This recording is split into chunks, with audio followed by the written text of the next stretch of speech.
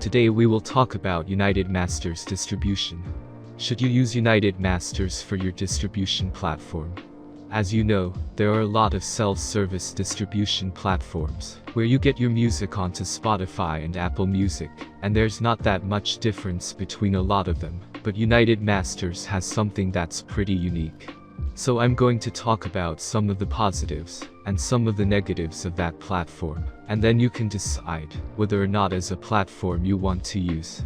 It's very sleek, and design is very easy to navigate. They do have some cool tools for you to get some analytics.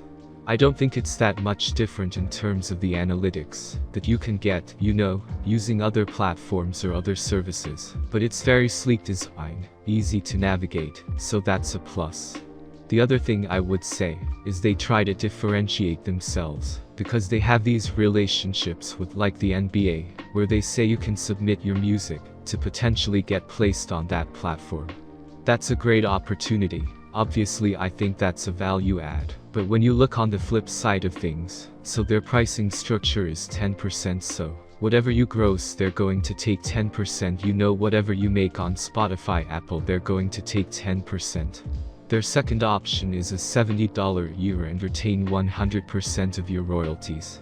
I'm not a huge fan of that. I think if you're going to take a percentage, that you have to be growing my business right. I think anybody that justifies a percentage of income has to contribute to growing the business, so that they can say, well, these opportunities to get, somebody NBA's content that's growing your business. But when I looked at those, how do I really going to be able to take advantage of those type of opportunities? Like, that's a hard thing to scale.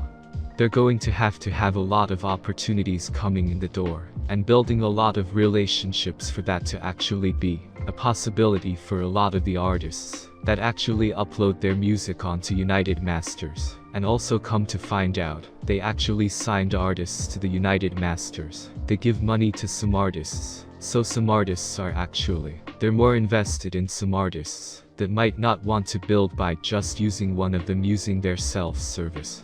I have to think that they're going to give a lot of those opportunities to the artists that they're working more closely with. And the bigger deals are probably going to go to the people that are actually signed to United Masters. I am not a big fan of the 10%. I don't think that there's that many artists that are going to be able to get these opportunities, these placement opportunities. I think the last thing I was alerted to was they have a first right of refusal baked into their terms and conditions, and that means if you were to upload content on their site and get it distributed through United Masters, and then a label comes back and wants to work with you because that song was a hit, then United Masters has the first right of refusal to be able to negotiate kind of a next level deal or match that deal before you can work with a label. I don't know if that first right of refusal has ever held up an artist, but it's there, and I think that's a bonus, because I don't think DistroKid or other self-service distribution platforms have that. So we would like to hear from you guys. If you have used United Masters, what your experience has been, if you were able to get any of these placement opportunities, let us know what that experience was like. Let us know how you benefited from it, because we are open to learning more about the platform, but right now, that is how I feel. I definitely have some concerns. I prefer Level Music, that is kind of our favorite self-service distribution platform. And maybe I'll say why in another video. This is getting long. But yeah, those are my thoughts on the United Masters. Put your thoughts in comments below whether you use it or not.